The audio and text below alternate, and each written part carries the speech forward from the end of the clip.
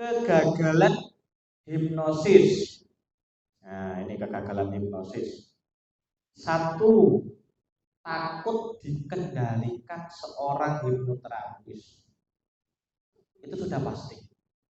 Makanya kenapa banyak ketika orang-orang itu street hipnosis dengan orang tidak dikenal, kalau kita, habis ini kita kemana? Kalau saya mengajar di tempat saya, saya biasanya workshop.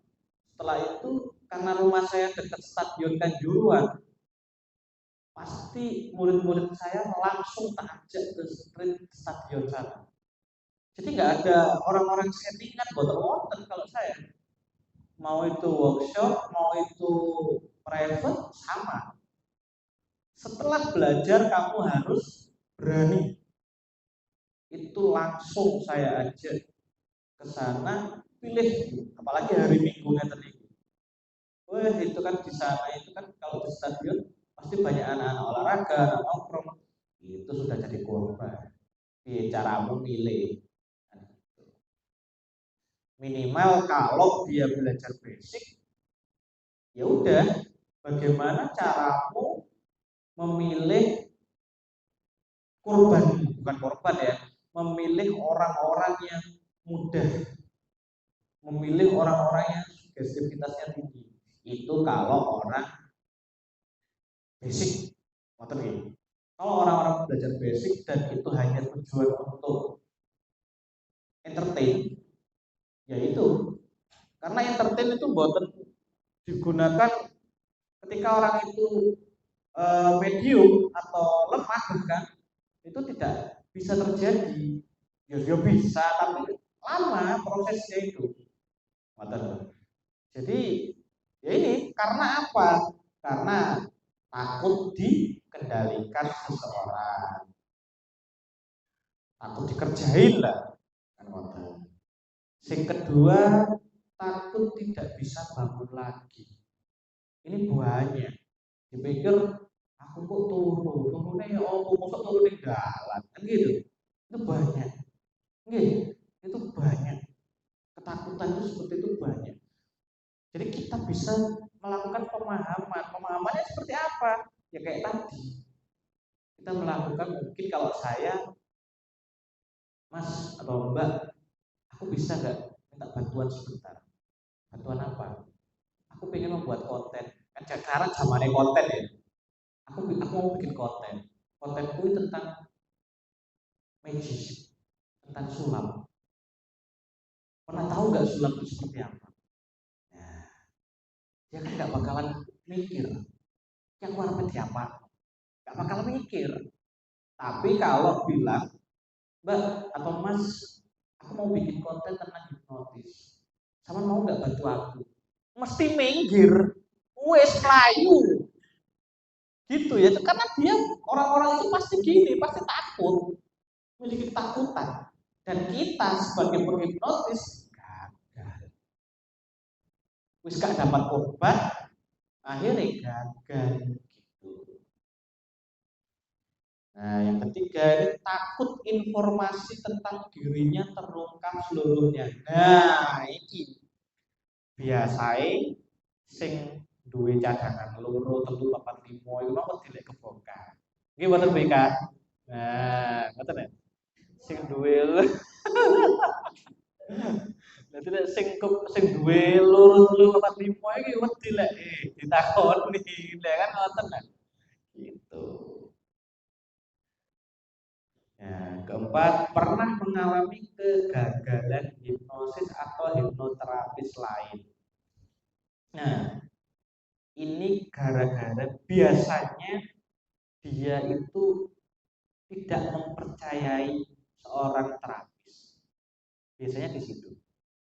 Jadi misalkan dia pernah ke suatu terapis, mungkin dia pernah kena penyakit psikologis atau psikosomatis namanya ya. Tapi dia datang ke satu tempat dan tempatnya itu ternyata terapisnya kurang profesional, gagal. Entah apapun itu, entah terapi abal-abal, entah terapi seperti apa, ternyata gagal. Dari situ udah nggak percaya lagi namanya hipnoterapi.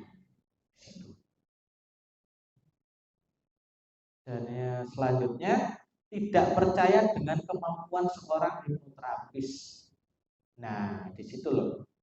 Di situ itu makanya kenapa kalau kita buat permainan, biasanya kan kalau kita nggak memberikan satu pemahaman, malah kita seolah-olah ditantang. Allah, iso nggak sih aku itu dihipnotis? Yura bakal kena aku dihipnotis. Tapi kalau kita melakukan pemahaman, kalau kamu itu orang hebat, kalau kamu itu pikiranmu fokus, setidaknya ikuti aja apa kata. Dan apapun yang akan aku lakukan, ini buat kebaikanmu. Jadi nggak ada kata-kata mau tak hipnotis, malah seolah-olah kita ditantang. Kalau ditantang ya wis pasti gagal karena nggak malis. Pernah termediumisasi belum? Oh, belum. Tapi kan harus pernah main-main kayak gitu ya. Apa? Kayak orang kesurupan, kayak orang main jaranan. Iya. Oh, kayak orang kayak gitu. Kenapa sih pawangnya jaranan apa itu menggunakan minyak, obong-obong dupo? Padahal nggak perlu. Itu nggak perlu. Dan yang karena apa? Yang masuk itu nggak ada hubungannya. Kalau kita percaya kan, wah dirasuki, iku arek wingi sore udah belajar. Nah, udah saya itu aja. Arek wingi sore oleh orang delok udah luping iku jarine dirasuki jin. Ecek-ecek itu. Gitu. Gitu. Itu arek wingi sore belajarmu kurang adoh. Itu saya. Nah, kenapa? Karena pikiran dia sudah tersugesti, sudah matang di dalam dia. Jadi ketika gending itu dimainkan, ketika menyan atau dupa itu dinyalakan aromanya seperti itu, ketika pecut cetel itu sudah dihentakkan, dia seolah-olah ada sesuatu hal yang masuk. Padahal itu apreaksi. Ini adalah peristiwa apreaksi. Nanti Pak, kayak saya membuktikan kalau jangan pernah merasakan mediumisasi, saya masukkan ke dia. Sosok apa yang akan terjadi di sini. Jadi situ. Jadi jangan pernah sidik-sidik kesurupan itu, wah itu jin, ada Bu, perbedaan antara, nah makanya kan kemarin saya bilang, perbedaan yang benar, kesurupan itu ada dua, yang jin sama yang bukan. Dan peristiwanya itu bawah sadar. Kan banyak juga mau di pabrik, mau di sekolah-sekolah, itu ada kesurupan massal kan motor. Ini sekalian saya jelaskan. Itu sebenarnya luapan emosi. Reaksi itu apa sih? Luapan emosi yang terpendam dan tidak bisa disampaikan. Lah mumpung ada kesempatan itu tersampaikan. Tapi tidak disadari dengan pikiran sadarnya memang. Memang tidak disadari dengan pikiran sadarnya. Nah, gini Bu.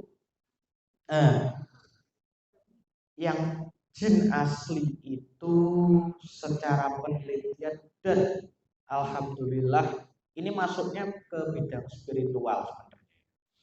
Saya belajar seperti ini kan karena dulu waktu masih belajar belayar itu guru saya itu teko pucuk neng pucuk itu saya tekankan dan menurut apapun kesurupan yang asli yang terjadi karena gangguan jin itu hanya 10% atau bahkan kurang. Lainnya full itu peristiwa reaksi. Itu bisa saya buktikan. Makanya mumpung ada Pak Kandar nanti yang sudah banget, nanti saya tanya dulu. Pernah nggak pernah mengalami seperti itu? Pernah? Wah cocok ini. Cocok wes. Nanti apa ya misalkan di sini dia melihat sosok apa, tak masukkan ke tubuhnya. Ya wes, tak masuk. Sekarang gini wes, tak bongkar dulu logikanya. Logikanya ya tak bongkar. Kenapa orang kesurupan kok nggak kesurupan logo, kesurupan ulo, kesurupan macan, kok nggak ono kesurupan cacing, iwak asin, kok nggak ono, kok mesti macan putih, nogo, kayak gitu. Nah, kesurupan pitik kok nggak ono, gitu loh. Itu logikanya itu seperti itu. Itu kalau jenengan berbicara secara logis. Nah, jadi itu nanti. Jadi belum tak terangkan. Pembuktiannya aja dulu ya. Pembuktian dulu supaya Pak Kadar nggak tahu. Nanti kalau tak jelaskan dulu, Pak Kadar paling mikir. Pikiran bawah sadarnya nggak aktif lagi. Jadi pikirnya pikiran sadar, nggak dadi nanti. Gitu. Supaya pikiran bawah sadarnya aktif, biarkan dia yang Pak Kandar pelajari selama ini, jangan terawang dulu Pak, di ruangan ini ada apa. Lah makanya, jangan lihat dulu Pak, di ruangan ini ada apa, nanti saya bantu merasakan, memasukkan ke jenengan. Itu rasakan dulu Pak, dengan meditasinya jenengan. Ya, yo enggak makanya. Itu nanti penjelasannya ketika sudah termediumisasi dan sudah terlaksana, itu akan saya jelaskan. Kenapa itu terjelaskan ya, Bapak memiliki kekuatan dari harimau putih itu.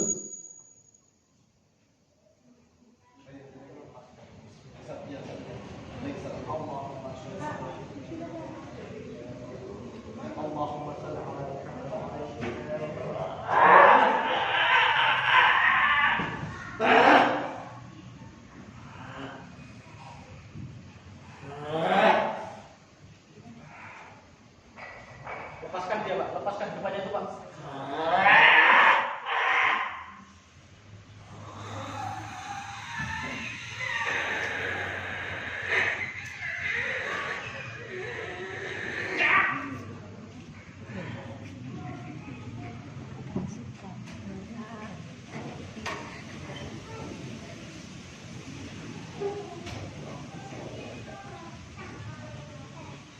Buka semuanya, apapun itu kalau masih memiliki kekuatan masuk, buka semuanya, cari semuanya, cari dimanapun sosok apa yang masih terbelenggu dan